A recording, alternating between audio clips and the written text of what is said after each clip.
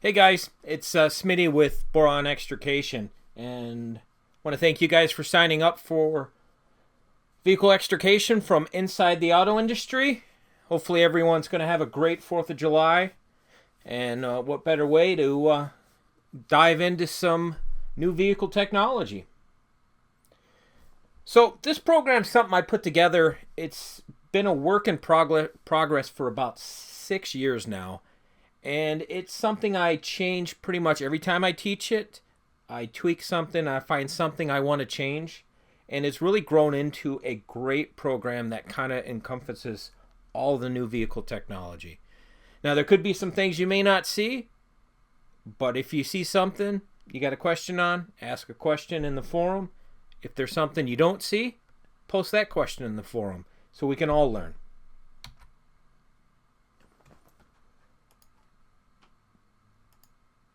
So, this module covers a bunch of stuff. The first one we'll go over is why are the vehicles getting stronger? Why are those body structures getting stronger? We'll go over some of the safety standards, just a quick overview of them. We'll go over body structures, what is making the structure stronger, what the automakers have done to the structures. We're going to go over some seat structure stuff. That's kind of my forte. We're going to go over airbags, seat belts, battery locations. Going to show you a couple tips and tricks with batteries. We'll go over the different type of glass that's out there. There's some changes coming with that. We'll go over briefly some pedestrian protection systems. Those have been changing. A couple things have been phased in and phased out. And then we'll talk briefly about stabilization. We'll dive into that a little deeper in a different video. And then I'll throw a few things out there that are on the horizon and something to look at. So why are the vehicles getting stronger? Why are these body structures getting stronger? Well, one reason is when gas got to $4 or $5 a gallon, that is a tremendous hit for the consumer. So automakers, they really went to town and created some very fuel-efficient engines, but they also utilized high-strength steel, ultra-high-strength steel, all the fancy names for the different steels that increase the safety but reduce the weight. Before, what you would do is just layer steel after steel to meet the requirements or to pass a test. And with these lightweight steels and these high-strength steels, they're able to put less in just stronger metal, and that makes the vehicle lighter. The new federal safety standards, there's one that's being phased in right now that's going to play an important role in kind of how we go about a few things on the extrication scene. It's not a game changer. And then we'll talk briefly about some consumer trends. Now, the big thing with new vehicle technology that I like to say is view it as an awareness. You need to be aware of all this stuff. None of this stuff should scare you. Don't let anyone put any fear in you over new vehicle technology. It's basically something you need a very broad overview of all the different things in there. And that makes you successful. So the Federal Motor Vehicle Safety Standards, FMVSS is what they're abbreviated as.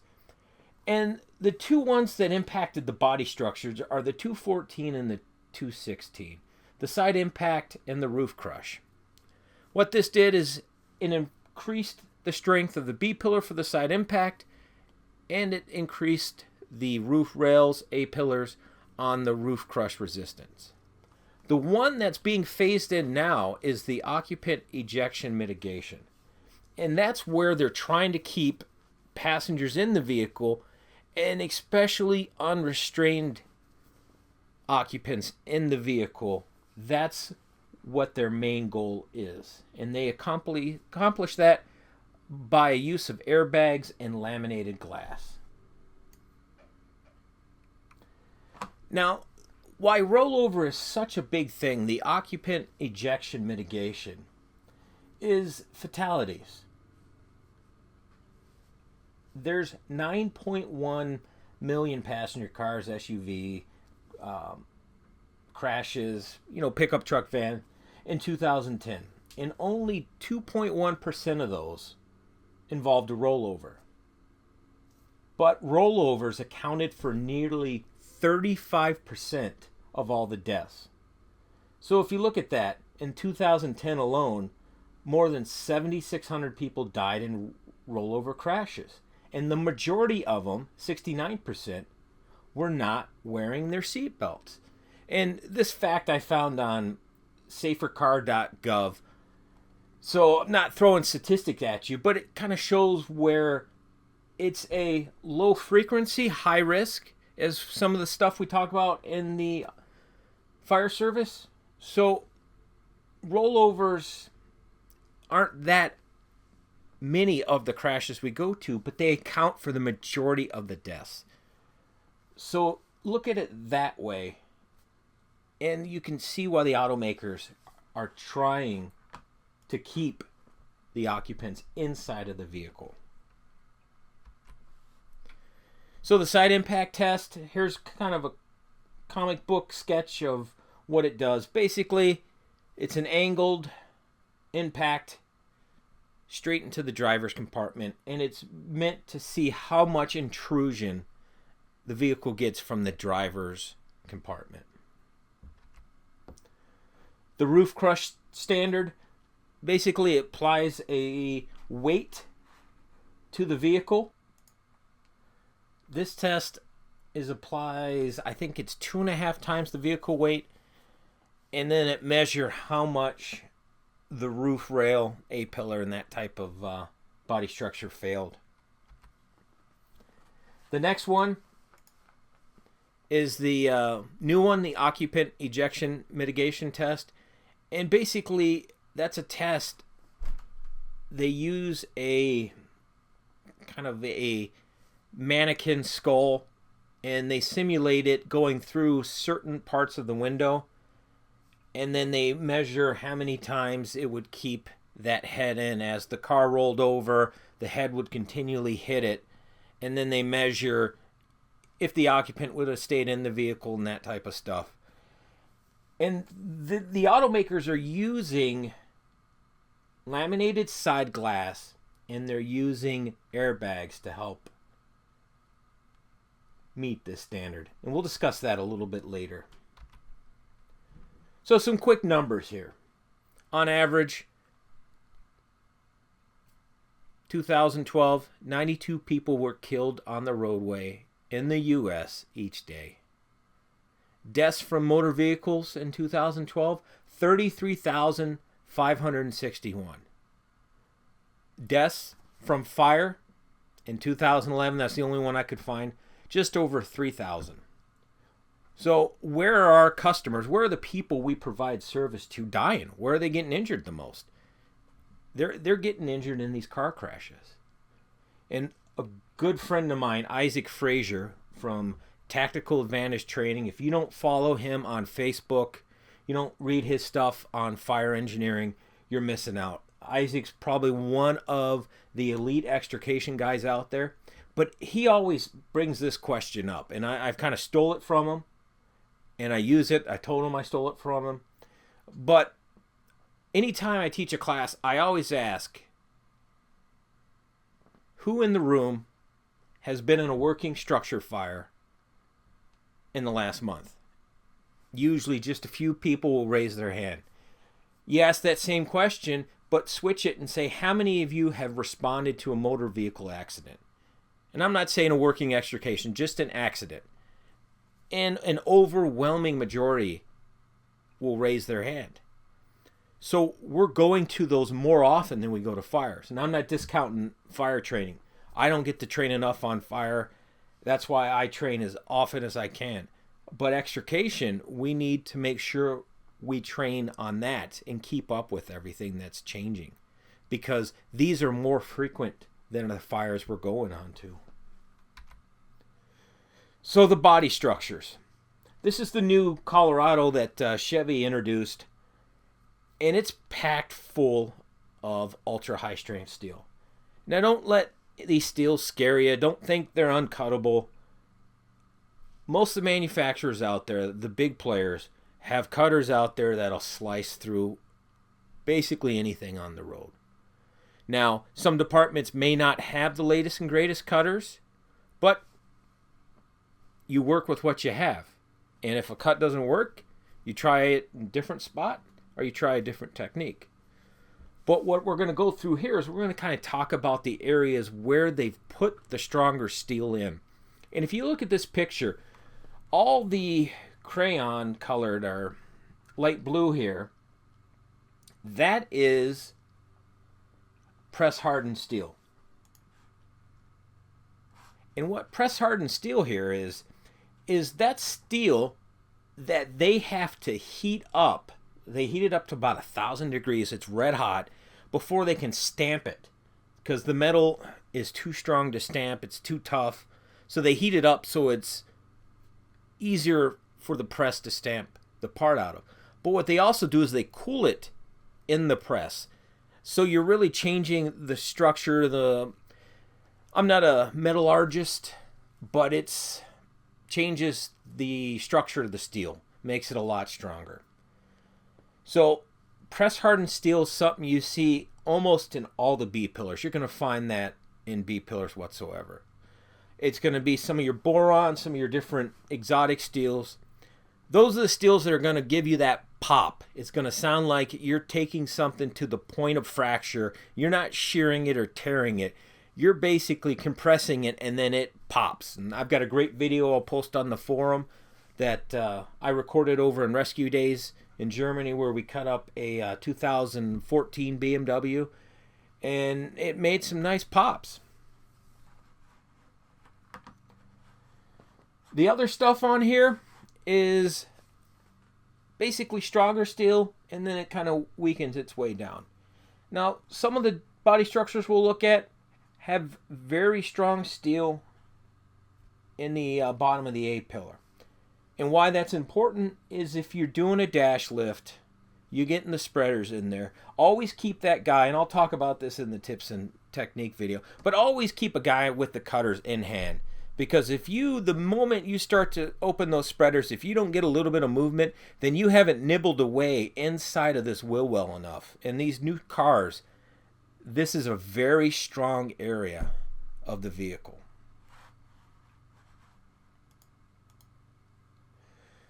Here's a 2014 Ford Fusion and a VW Passat. Now the Fusion's kind of neat because it's got a B pillar here that's hydroformed. So it's a bunch of different types of stampings and extrusions that they put together to make the B pillar. Now if you look at the Volkswagen, it's your traditional stamping. I mean, it's trademark of what we're seeing now.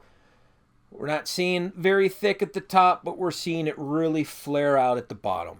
And what that's going to mean is you're going to have to nibble away at that B pillar to get that cut all the way through. Now, the word of wisdom here about the VW cars, Volkswagens.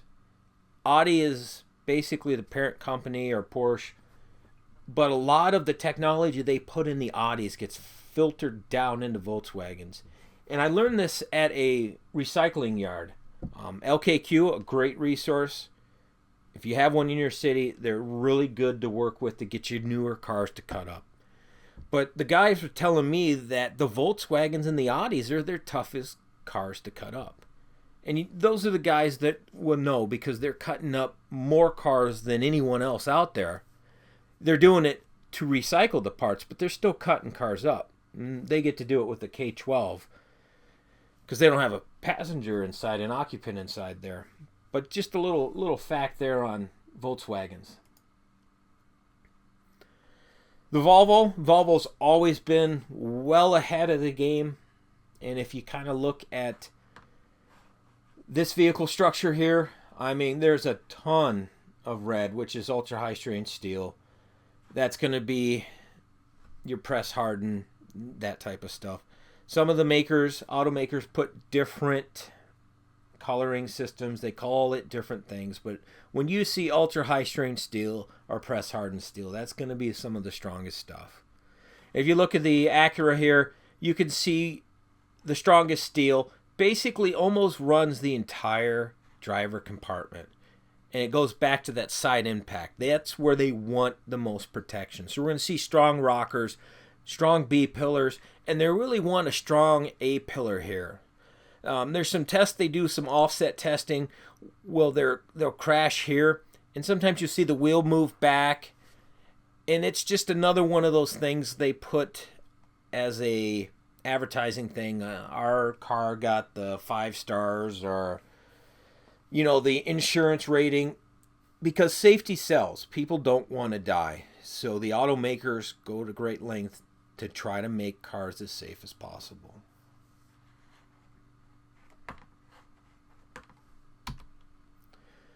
So tailored blanks, this is a kind of type of steel. It's not a material. It's more of a way they combine several different thicknesses of steel. And what they do is they typically laser weld 2 pieces of steel together. That's what this represents here. And then they stamp it into a part. So then you can have one stamping that has a part with varying thickness through it. And if you see here, they've got in this door ring, the material thickness, it varies all over the place. You see here 1.5 mil, 1.7, 1.2, and a lot of this is the same part. Why this is important, and I'll talk a little more in the tips and techniques, is expect material thickness to vary. Expect reinforcements to go up a certain point and not be very high on a B pillar at the very, very top or the very bottom. If you try to cut in your cutter stall, you can simply move them up an inch or down an inch, and you could possibly cut through it.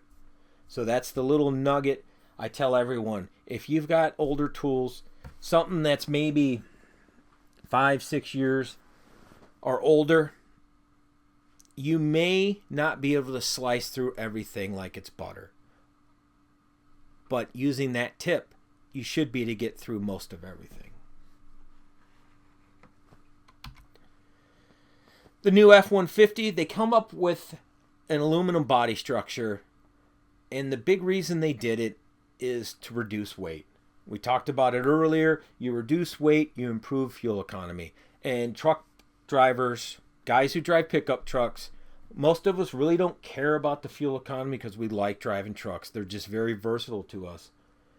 But they can be expensive to drive. I know I've got the 5-liter in my F-150 and it gets 13 miles per gallon. So you can get a few extra miles per gallon. It really adds up over the life of the truck, and especially some of these people that use this truck for a business. So it's a huge selling feature. We're going to cut through it with our normal tools. Here's another shot at the aluminum F-150.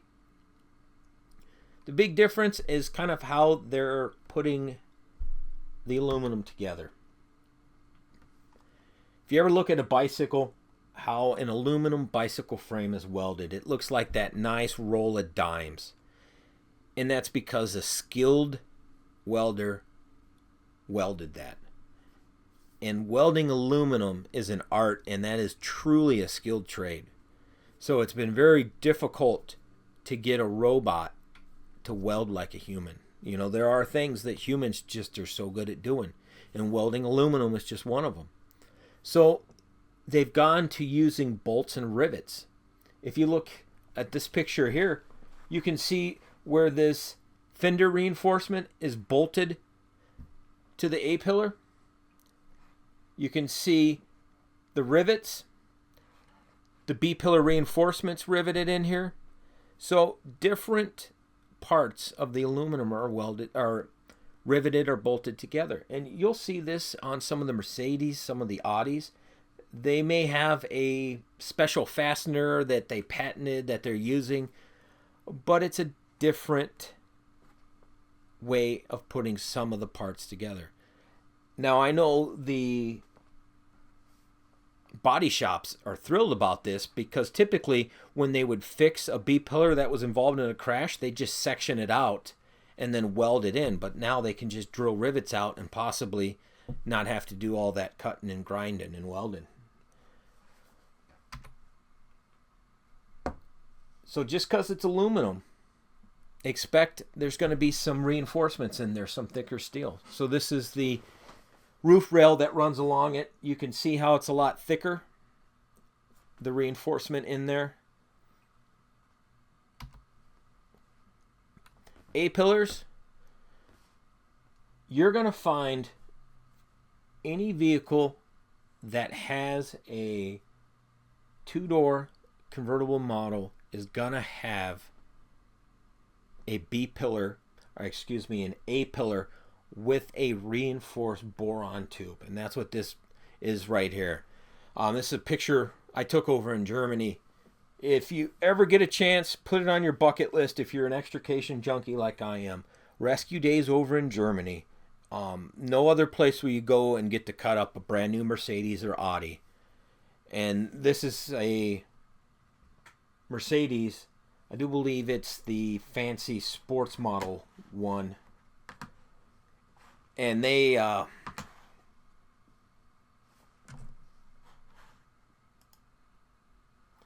it's like the SL or S. It's that really expensive $100,000 Mercedes. And you can see it's packed full of reinforcements in that A-pillar, that boron tube. Now, the thing about this, you'll find this on most vehicles that have a convertible option, like a Mustang. You'll find the A-pillar will have the boron reinforcement in there, and sometimes you'll often find that in the coupe model that is a hardtop. The trick to these is if you look at it in this picture here, and you look at it in this picture here, you see that reinforcement ends slightly below the roof. So if you've got to cut one of these, if you cut up here, you're going to slice through it. You cut here, you're going to slice through it. So keep that in mind. That's a way to get around these A-pillars that are built like tanks.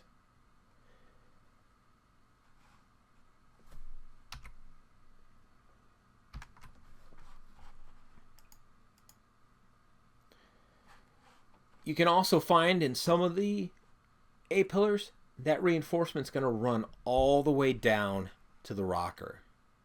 Now, if that's the case, you may have a little difficulty cutting through there to do a dash lift, but you have to keep trying. So if you run into material that's tough to cut in there, nibble away at it, nibble in front and behind of that reinforcement, and then you can get to where you're just trying to cut that reinforcement instead of all that metal and the reinforcement. And then you're also going to run into where they're making these A-pillars, the base of it where it starts meeting the rocker. They're going to be really wide. You see how much more metal is in there. So that's why I talk about with the dash lift, always have a guy with the cutters ready to go in his hand whenever you're doing a dash lift on a newer vehicle. He can get in there, nibble away a little bit more. It's always a good idea. Here's just another picture. You can see where this reinforcement kind of ends. You can see it better up here. It ends way short of the roof. So they can be different sizes of reinforcement. But I've yet to see one that extends past the windshield up into the roof. The B-pillars. Here is a great B-pillar that I found over in Germany. It shows several layers of material, a couple reinforcements. You can see 2 boron tubes inside of there. If you look over here, you can see not a tube reinforcement, But there's several layers of reinforcements in that B-pillar. And if you also look here, we'll talk about this guy in a little bit later in the presentation here, but this seatbelt height adjuster. If you're trying to cut one of these B-pillars and you grab all this metal here and you grab a portion of that seatbelt height adjuster, even the latest and greatest, it's going to be difficult to cut through.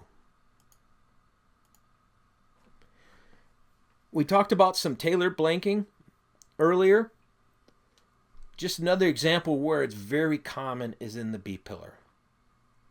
If you look at this example here, it shows the middle here 2.2, down here 1.4, and then it varies, and it shows you it's thicker here. It's trying to protect the torso of the occupant, so it's got some stronger steel there. So knowing that the B-pillar is going to be strongest from here about down to here, you know you want to make your cuts as high as possible and as low as possible.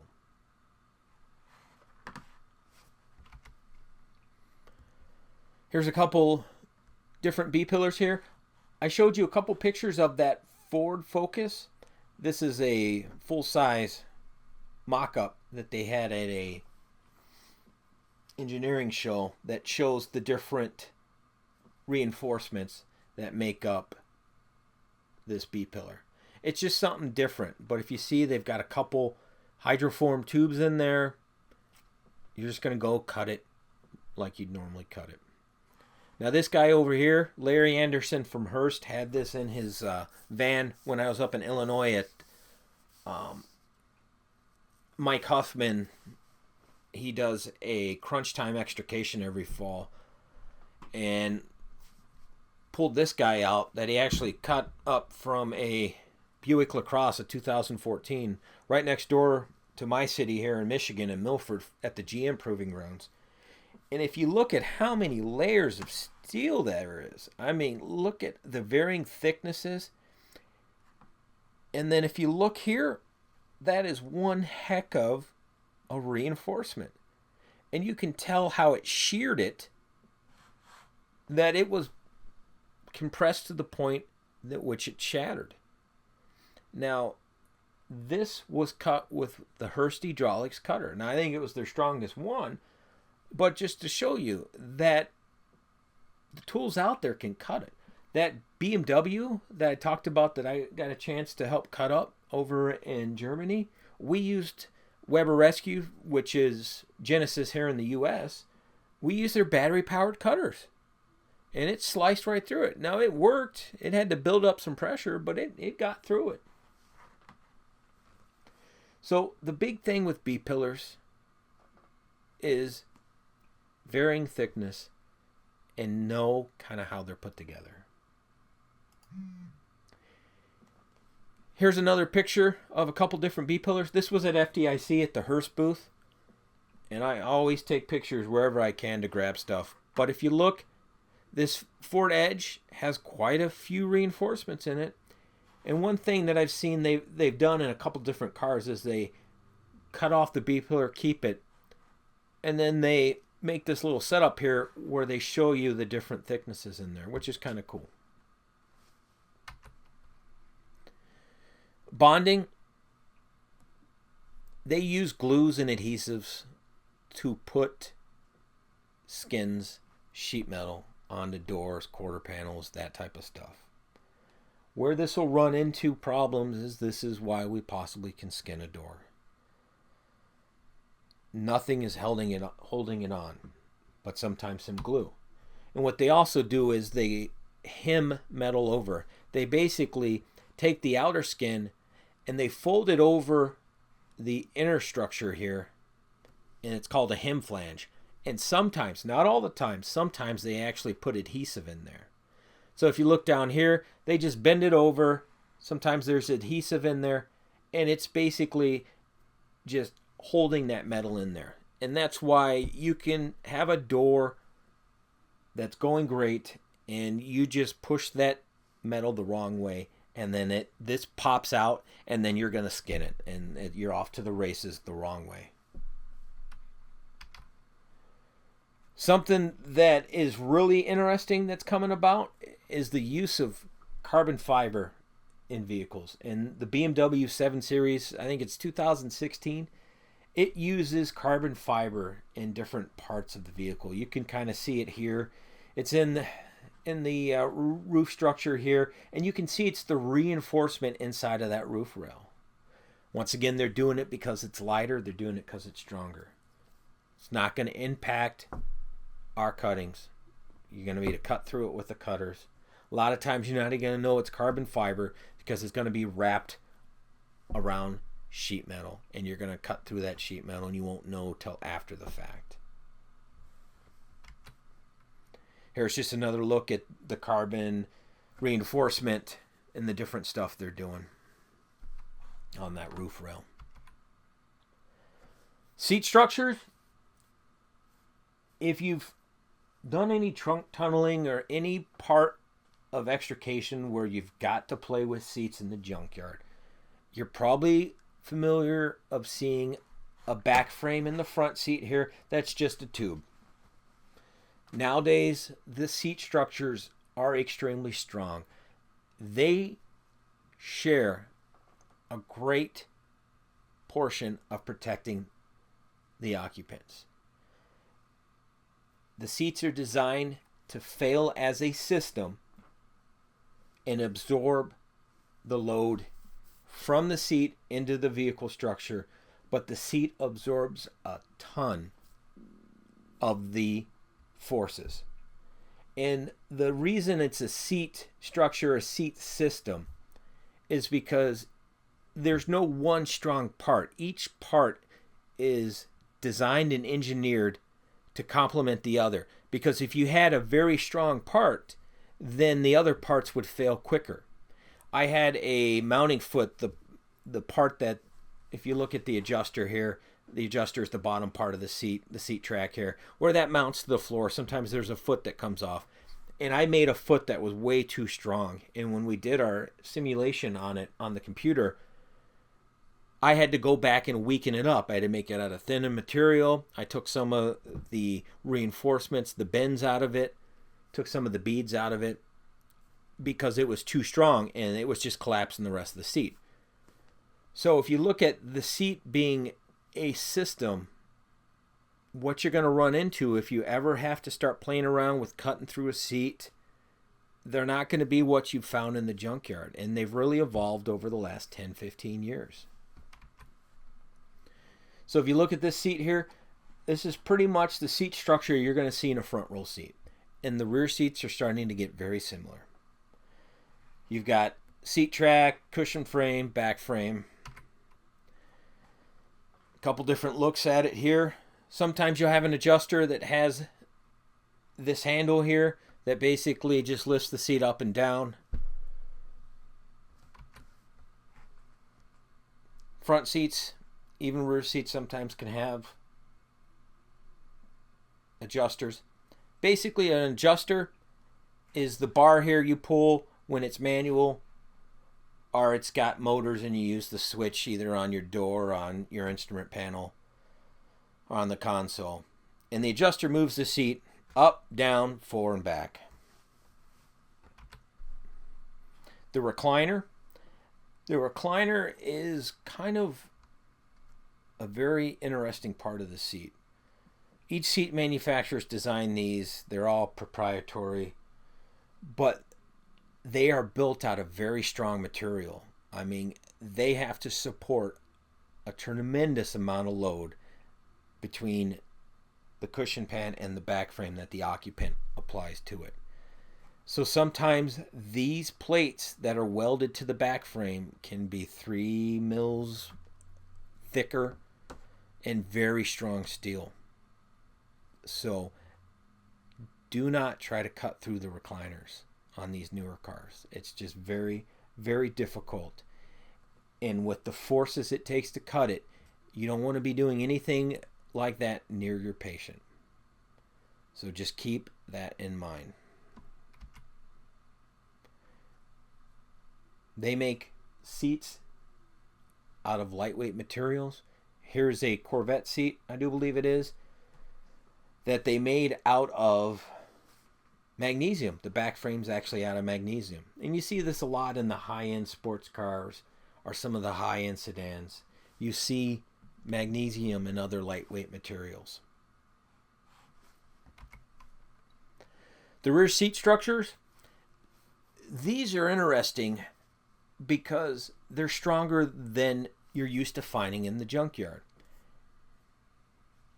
And the biggest reason is because there's many tests that a seat has to pass with restraining the occupant, but one additional test that seats have to pass in sedans and rear seats is luggage retention.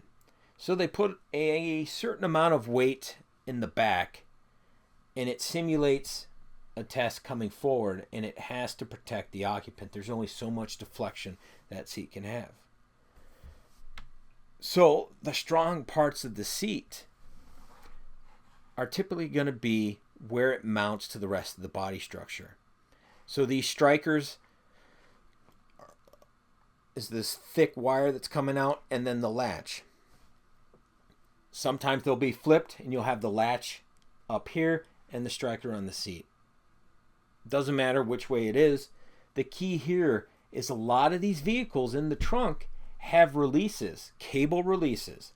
And depending on how bad the crash was, and especially if no one was in the rear seat, those cable releases will work. And if you're having to gain access from the rear of the vehicle, it's a quick and easy way to mitigate the seat, because these seats are stronger in the back than they're used to. They used to just honestly use a tube and they'd throw a piece of plywood on the back of it and cover it with carpet. They weren't anything fancy like they are now. Now they're all stamped structures. The vehicle I'm working on now is the new minivan, and the second and third row seats in there are very impressive. They're built out of some strong stuff. So expect all the seats you encounter to be stamped, very strong, engineered material. So it's not going to be what we've encountered in the junkyard. Active headrest. These really don't play too much of a part for new vehicle technology for what we have to deal with. It kind of runs into some EMS stuff as well.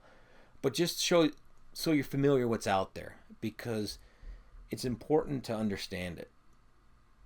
Basically, the headrest moves to reduce the travel of the occupant's neck during a crash, especially the rear impact.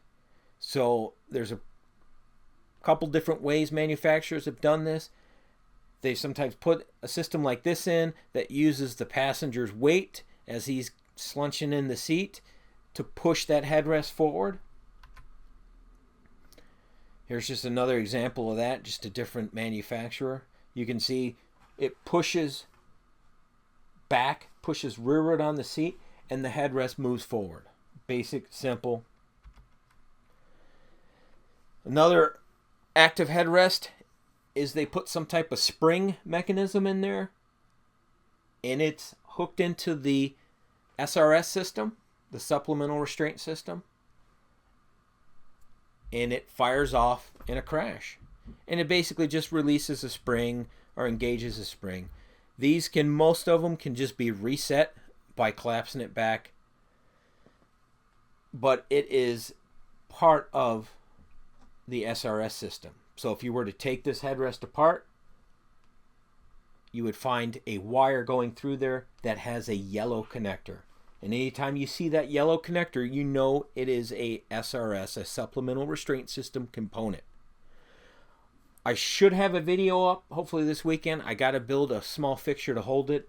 I grabbed a handful of these headrests when they were throwing them out at work, and we're going to deploy a couple and get some pictures of it. So look for that video a little later this weekend.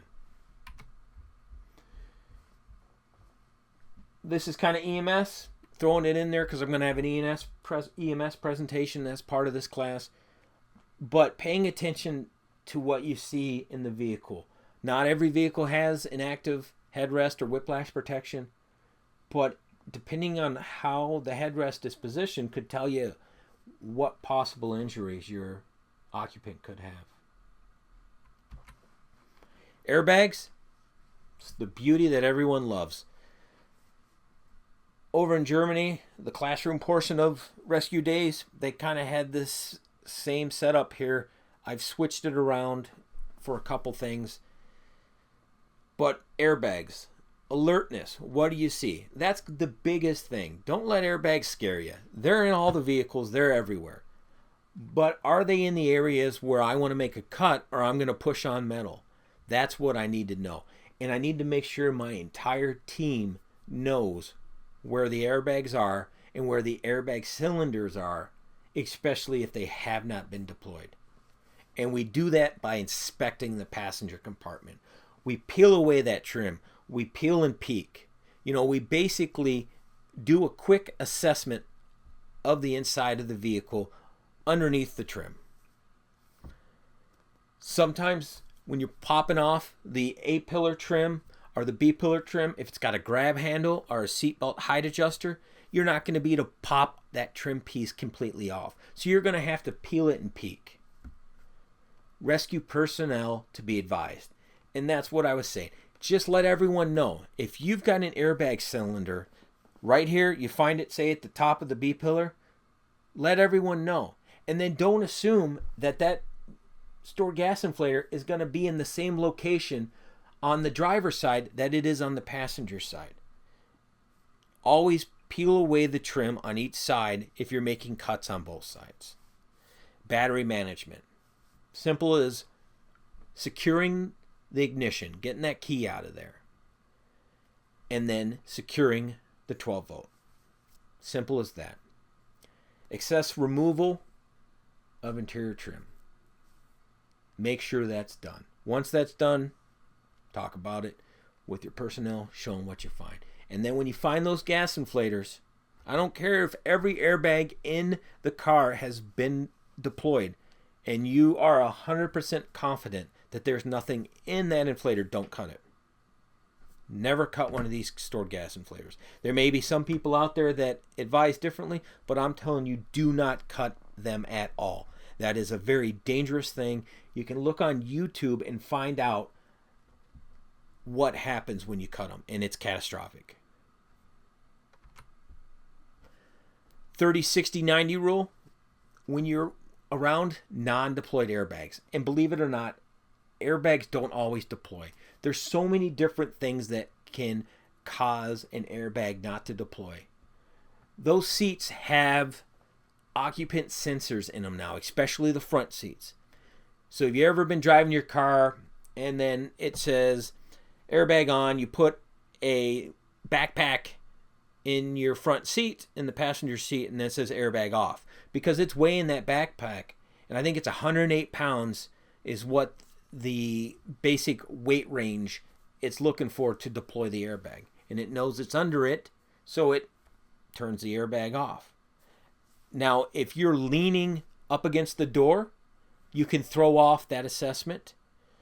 There are all sorts of different types of ways they assess and monitor the position of the occupant. But we've all been on crashes where we look at it and say, why didn't the airbag go off? Well, there's so many sensors that's constantly reading the positions of all the occupants. And then it makes an engineered decision, should I deploy that airbag or not? So if the airbag's not deployed, we just want to make sure we try to stay away from them. And the side seat, curtain, and side airbags, we want to stay a foot away from those if possible.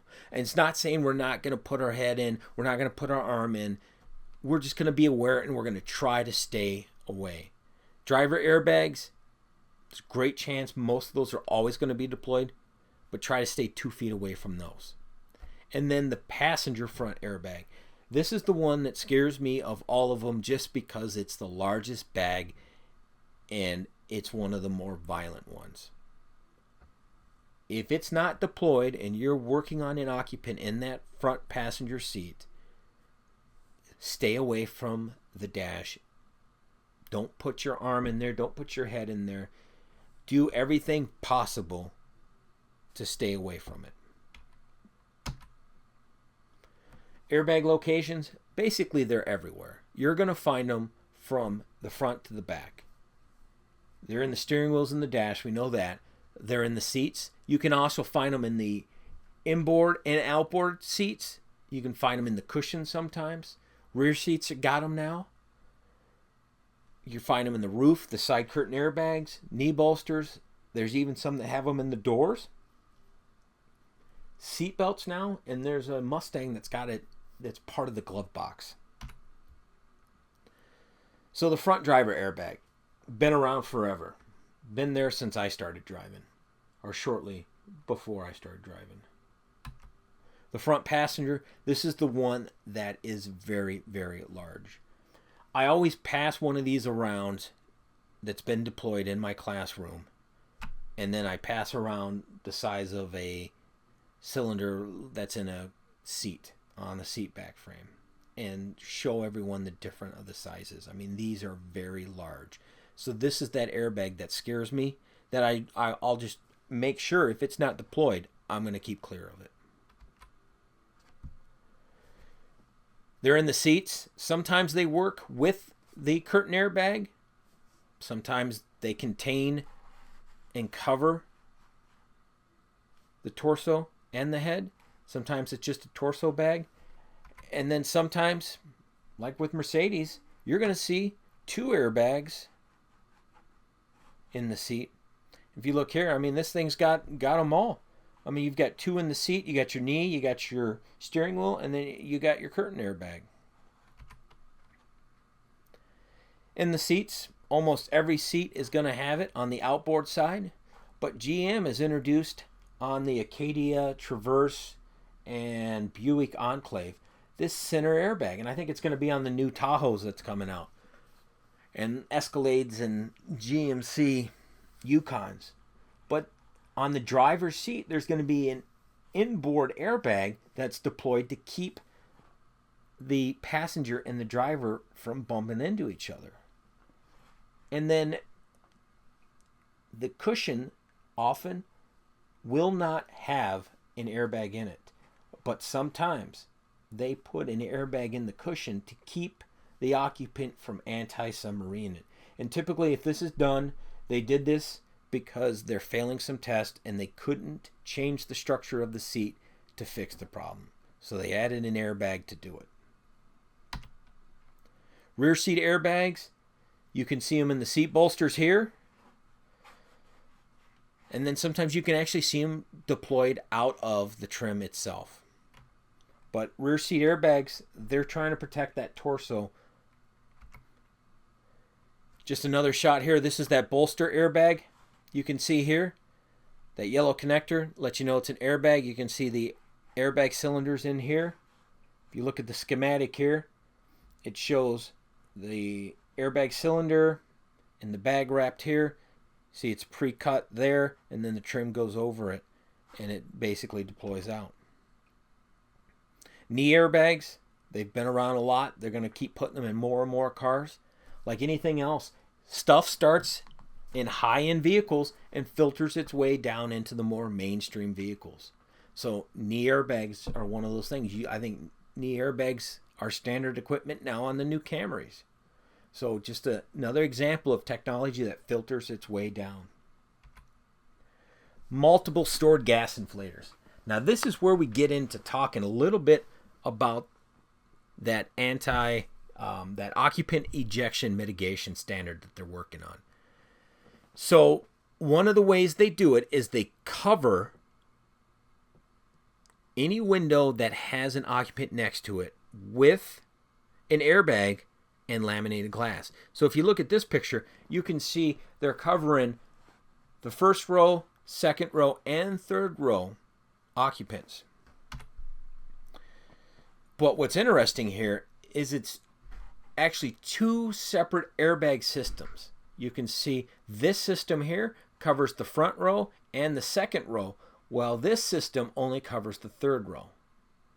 So always look for multiple stored gas inflators. And just because you find it here and you see it, don't assume that this whole rest of the vehicle is clear and you won't find one, because there very well could be another stored gas inflator. Now this screenshot here is a screen grab from Crash Course Recovery. Crash system. It's made by Moditech, and you can get it, download it for iPads, laptops, tough books, Android phones. They do give you a trial version of it that has quite a few cars. If you get the whole version, it's $500. It's a decent amount of money for an app, but the app is packed full of useful information. I know the guys in Germany and Europe told me that they use this exclusively. That is their go-to thing. One guy, the officer, that's part of his size up, is to pull up the crash recovery and look at it. And over in Germany, they basically key in the license plate and it pops it up. Now here in the States, that feature was rolled out, I think about a year or so ago, and it works. I tested it out by driving around, had my kid key in a bunch of different license plates, and they came up with the right vehicles. Now it takes an internet connection to do that, but it's a feature out there.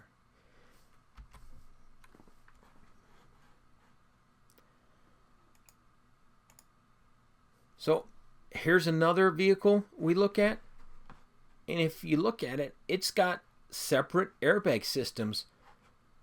For the first and second is under one, and the third row is this smaller airbag system here. But if you look, there's another 2 stored gas cylinders on this side. So don't ever assume that just because you find one, that's the only one. Especially when you're talking about any vehicle that's going to have a third row seat. Your Ford Explorers, Chevy Tahoes, anything that's got 3 rows, you could find multiple stored gas inflators. So just keep that in the back of your mind. People wonder what the largest airbag is. Believe it or not, this is what it is for right now. It's the new Transit. They kind of brought this over from Germany, the Transit vehicle. It's a lot like the Sprinters and stuff, and it meets that occupant ejection mitigation standard because it's got an airbag that covers all seating positions. And if you look at it, it's huge. I mean, look at that airbag. This is my one prop that my contact at Ford was able to get me, and I drag it with me to every class. I bring 2 guys up, and it takes 2 guys to hold it up. And it is an eye-opening to show people how big it is. I mean, look at these 2 stored gas inflators here. How big those guys are. I mean, this is a very big airbag. I got a measurement here. It's almost 16 feet long. I mean, that is huge. And the stored gas inflators, which there's 2 of them, are almost 2 feet long. This is a huge airbag. So you're going to see more airbags covering all the windows that have people next to them. Told you you're going to sometimes find airbags indoors. Convertibles are more often to have them, possibly in the doors. But something to keep in mind on. I haven't heard any issues with people that put spreaders in and use the spreaders to gain a purchase point. I know there's a lot of guys out there that's their tried and true technique, and I haven't heard any issues with doing this. Here's a screenshot from Crash Recovery, and it shows you where that stored gas inflator is. Also shows you the reinforcements here of that A-pillar because this is convertible. Ford seatbelt, they have an inflatable airbag seatbelt, and it's been very, very good results. And Ford was keeping it for themselves. It's a Ford technology, but they're actually going to license it out so other automakers can use it because it's an effective thing. So even though this is a proprietary Ford technology, down the road you're going to see it in GM, Chrysler's, Mercedes. There's a good chance that every automaker may use this technology down the road. So if you take a look here, you can see the Fusion has it and the Explorer has it. And you can see the small stored gas inflators there. right there, and then right there. Rear curtain airbags, some vehicles that have, I think this is the Toyota IQ, that have the rear headrest basically butted up to that rear hatch glass, have put these airbags in. Not very common, but they're out there. The 2015 Mustang has this glove box air bladder. What this thing does is it comes out, and instead of an airbag, it deploys this rubber dash piece that's part of the glove box to protect the knees. Just a different technology that's out there that they're putting on different vehicles. If this works out and they see a great improvement in safety of passengers in this model, you'll see it deployed on other vehicles. If you don't, then it will make its way. Here's a good example. Volvo came up with this airbag on the roof that are deployed from the cowl screen that deployed over the windshield and protected a pedestrian to get hit by a car. Not very common here in the U.S., but in some of the countries that have a huge pedestrian population in the big cities, this is a very important feature. Airbags, marketing IDs. If you drive in your car and you see airbag tag, SRS tag, it's just an advertisement. The only tried and true one that's going to tell you the truth is the one on your steering wheel, because your steering wheel is going to have an airbag underneath it. When you pull away some of these airbag tags, a lot of times there's just a bolt under it or some type of attachment, a screw. A lot of automakers don't want to show you screws in any of their trim pieces, so sometimes they use these airbag IDs as a little cover-up. So if you see SRS here, this is the steering wheel. So there is an airbag behind there, but you see it here on the seat, here on the seat. That doesn't tell you where the airbag is on the seat or where the airbag is on the A-pillar. It just says there's an airbag here, and it's to make you feel warm and fuzzy, or if you're test driving it, to make you say, hey, this car's got a lot of supplemental restraint systems. And here's just an example. 2013 Ford Edge, pop this airbag marketing ID away, and it's just covering up a bolt. There's no stored gas inflator there. It's back here in the D-pillar. Be careful for stored gas inflators that are wrapped around airbags. The Chevy Volt has one that is wrapped in an airbag. You can cut through an airbag, an undeployed airbag, but you want to palpate it. Make sure you feel it between your fingers. If you just feel nothing but bag and you feel your fingers, you can cut through it. You feel metal, don't cut through it. Seatbelt height adjusters.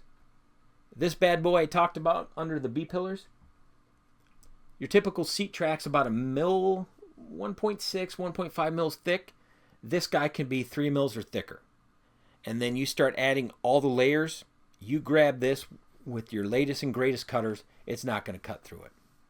We had I think it was a 2014 MKZ, and one guy in our department was cutting the B-pillar, and he grabbed just the very top of it. Didn't know because he didn't look. He grabbed just the very top of it and just the very top of this bolt here and installed out our cutters. He opened the cutters up, moved it up about a ½ inch, sliced right through the B-pillar. So whenever you see these seatbelt height adjusters, it's what moves that seatbelt up and down on the B-pillar.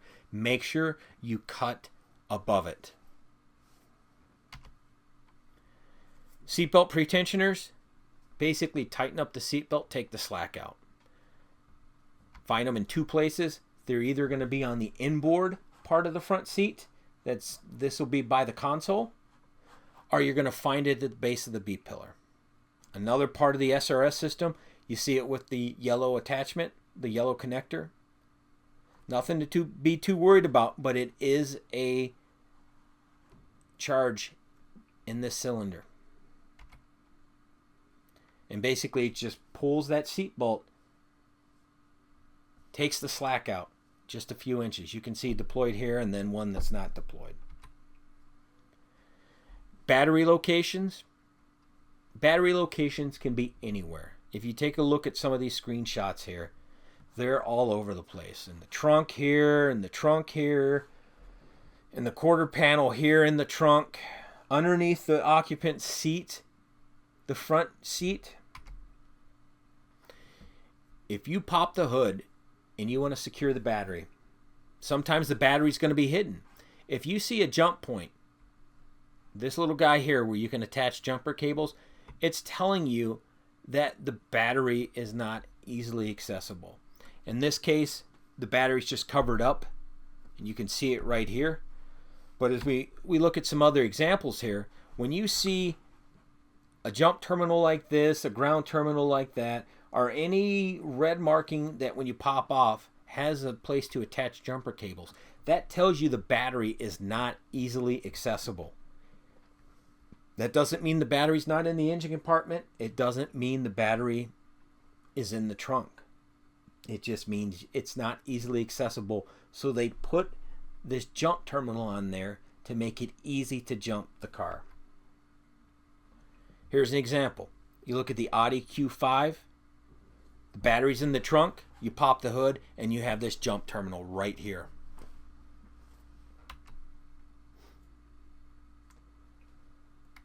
Here's another one. Mercedes M-Class. It's underneath the front occupant. Unreal. I mean, the GMC Acadia actually has it in the floor. This is in the floor behind the front passenger seat. So this is the second row seating area. You can see it here on the Moditech system where it's at, right there. Now I said if you run into a jump terminal in a vehicle, it means the battery isn't easily accessible, but it doesn't necessarily mean it's in the trunk. This is a Chrysler, I think 200. It is in the fender. You actually have to take the wheel off, pull all this plastic shielding away, and the battery's right there. So batteries can be not easily accessible. Laminated glass, basically windshield glass. We're going to find windshield glass in more vehicles on the side windows. The big reason they do it, like I said, stuff filters its way down from high-end cars to mainstream cars. Lexus, Lincolns, Mercedes, they've used laminated front glass on the driver and passenger side glass in the doors to keep a quieter ride. It reduces the road noise. They also do it because it provides security, and then it provides UV protection. So laminated glass here, they're cutting through a glass roof.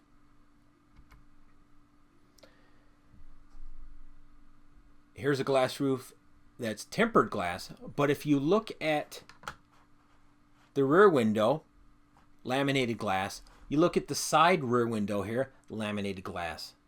And then here's the windshield. They didn't break it yet. But laminated glass can be everywhere. Sometimes they just put a coating on it. This is a roof that just had tempered glass that the manufacturer puts this stuff called like spa shield. It's like a coating on it. And basically it acts much like window tint. Keeps it all together. Just a cheaper way instead of laminated. Key fobs. You're going to run into cars with key fobs. If you do, try to get the key fob.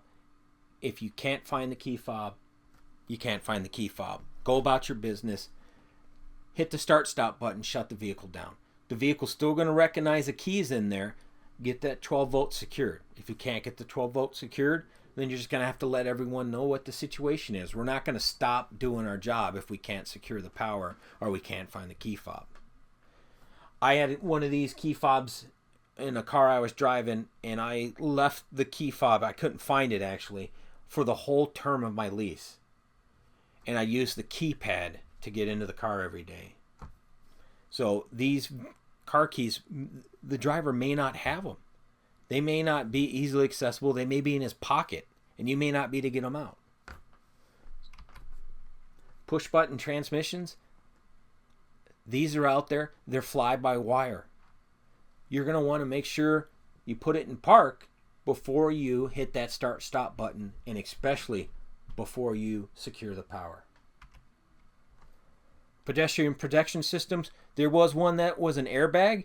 Mercedes-Benz uses one different than the Volvo airbag, where the hood has some springs, some pyrotechnics release springs that lift the hood up. And basically, if you look here, this is the protection system here, and what it does is pops up and allows a little play in the hood to protect the occupant you just hit. Stabilization, a couple things we got to keep in mind with this: run flat tires and electric vehicles. Run flat tires, there's 3 basic models you're going to see out there. A couple very common ones: self-sealing. You can run over a nail and it seals back up. Self-supporting is the one that you can take all the air out and the tire is going to be able to support the weight of the vehicle and drive away. Where this is a problem is when we talk about cribbing underneath the rocker. And then auxiliary supported. You're going to find these in security vehicles, armored vehicles, those type of vehicles. Run flat tires, take a look at the conventional tire when you take all the air out, and then a run flat tire. You can see how it only rests just a little bit. Keep in mind, if you like to put cribbing underneath the rocker, pull the valve stems and let the vehicle rest, it may rest on the tires, and as you take parts off the car, it's going to get lighter and it may not be as stable. So keep an eye on the tires when you're pulling the valve stems to see if they rest down enough so that car to rest on the cribbing. Electric vehicle is going to have a different center of gravity. We're used to it being up by the engine. A lot of the weight is going to be where the battery is. Like on the Nissan Leaf here, it's on the floor pan. The Model S from Tesla, it's the floor pan as well. And keep in mind, when you're putting struts on it, if it's side resting, you don't want to use a piercing tip or anything that can drive into that battery compartment. Take a look at the BMW i3 here. It's kind of a hybrid electric vehicle. You can get a gas generator in it, and you can get one without it. So the vehicle that has that gas generator, and it's in the back, is going to have a different center of gravity. Rollover protection. These bad boys, believe it or not, road racers who race their little sporty convertibles, their Miatas and stuff, they deploy these before they go to the track so they don't pop up while they're driving and scare them. They're fired off as part of the SRS system. If they are not deployed and you get on scene, especially convertibles where you're going to find these, don't get near. You're going to see what they look like. The features are very common. You're going to see where they pop out of. If they're not deployed, make sure no one's leaning over them. That's the big safety thing there. Just stay away from them. And just a couple different types, different mounting. Start stop. Here's a Chevy Malibu. I was on vacation in Florida, and this was our rental, and I'm never outside of thinking of stuff to put in my PowerPoint. And when I saw this battery marker, I'd read about it, but I never put 2 and 2 together, so I popped it off, and it's a small little battery in there. And what that battery is to provide enough juice to restart the car when you stop. Because when you stop at a stoplight, it shuts the car down unless you have the AC on max where it needs the compressor running. You have to secure both of these batteries because they're linked together. So, something a little different out there. Start-stop technology. The new F-150 has it. It's a technology that seems to be gaining traction and people are using it. Couple things on the horizon. LPG, fuel cell vehicles. LPG, they're out there. A lot of fleet vehicles are using them.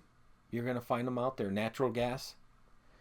This one's a hydrogen one. It's the Toyota Mirai, I think it is. and it's a hybrid hydrogen car, and it's basically getting ready to hit the road. So I hope you guys enjoyed it. If you got questions, post them to me, email them to me, but try to post them on the forum so everyone can learn from them. If you haven't seen it, take a look on Statter 911, and you can kind of see what happens with the compressed natural gas. A recycling truck picking up trash caught on fire and then torched the house it was in front of. So just something that shows you what's out on the road. Thanks again, guys, gals. Stay safe out there.